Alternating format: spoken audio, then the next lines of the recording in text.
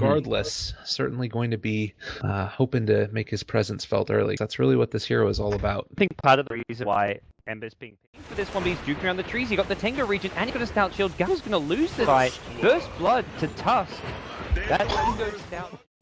Well, it's even with the Tusk, like a complete and total turnaround. It does mean your Shadow Fiend isn't accelerating as much as he would otherwise, but a good way to turn this back around. Queen of Pain, Sonic Wave. The Night Stalker is going to be moving on back into the offlane now, going to get last worded up, but while this is happening, you're getting double stacks up by the Phoenix. Alright, Ember now turning around on iceiceice is going to get a couple more right clicks. The Void does connect, but the Snowball after the Fissure is going to be dropped. It's still a 100 plus CS, 10 minutes in the game. Holy crap. This is probably in like the top 5 best SF performances like of all time.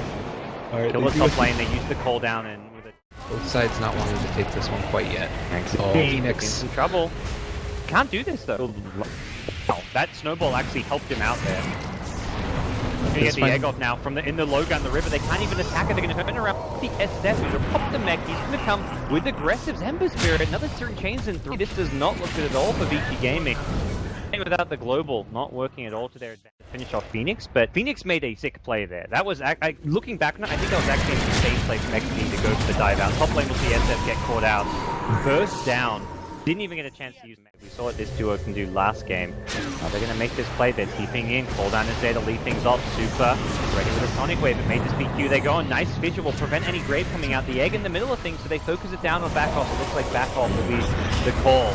Snowball on him, will dodge the Phoenix done. Now the cooldown is already still on cooldown. Great Sonic Wave screams super unleashes a huge amount of damage here. Unfortunately for Gyro and Tusk, they actually snowballed into their own death, so there's no follow-up here, and Spa forced to back off. The mech advantage proving to be too much. Only a Dazzle kill. That was with the Dream Sonic Wave, and it's not just going to be 2, it's going to be a 3rd kill going the way of CDEC now with the Shadow Wave, but even without the Dazzle, still appeals to sustain them and get them out.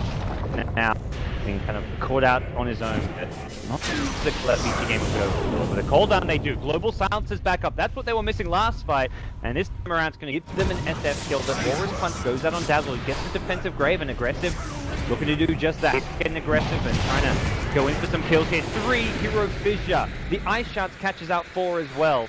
Fantastic disengage coming out from FY there on the Shaker. They might be looking for a little bit more as well. There's the Remnant away. Snowball coming forward is going to end up connecting onto 3 heroes as well as the Fissure. So much damage and control coming out. Nicely done. Super is going to be able to walk away from this one. The Shards keeping him alive, and a triple kill for ready to fight as soon as they end up getting all of these spells off cooldown. They are now there. Oh, Night Stalker is a little bit separated from the herd. The Queen of Pain jumps on top of him immediately, gets the silence down from the Orc, is going to end up popping to the last word, I do believe. Sun down on top of everybody. The Snowball is going to be able to keep him alive, I think. Oh, jumping away. They're getting the damage, though. Oh, they're in trouble. Fenrir taking a ton of it. Global Sounds coming down might be a bit too late. Are going to get a multiple hero stun yet again with the Fissure. Queen of Pain blinking away, and now FY needs to get out of there. Echo Slam for what end? Oh, Super now getting bursted down. Is going to be able to blink away from it, though. Shadow Grave maybe a little bit preemptively. I think that they get the cheats. Oh. Hit when the Night Stalker got caught out. Iceiceice got a great shards off and like blocked Shiki into the Roshan pit, taking Roach damage while they were going on the Night Stalker. So it looked like a really bad fight for Shiki to be taking until Phoenix came in and hit the egg of a lifetime.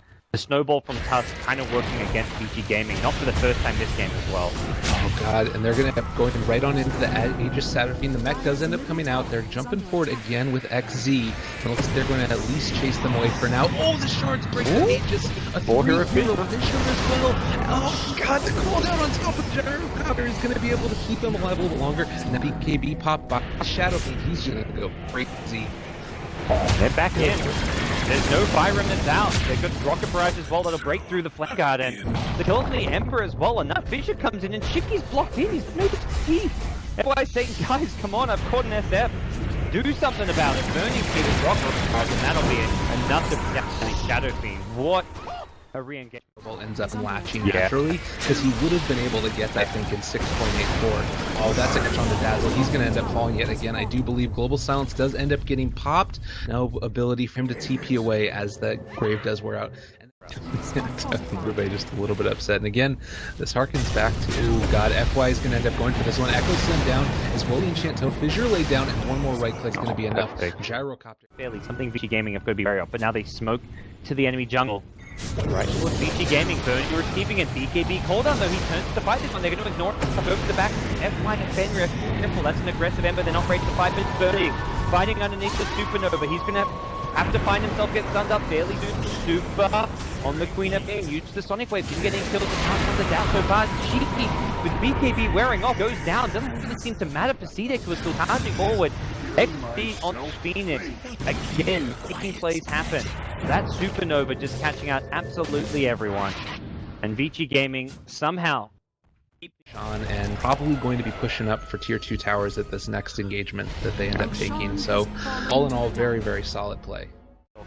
Having a Night Stalker with Ags and Aegis, that's the time where you just smoke and go for big play. Oh, bottom lane, they're going to be able to find Ember Spirit yet again. Everything thrown out. That's huge. Oh man. He's got a BKB, pops it, can blink out, so smoke gank avoided. Courier does get aggressive. CDEC with this full combo. I guess the Aegis is big fire before they're going to go. Yeah. I think big bounce now.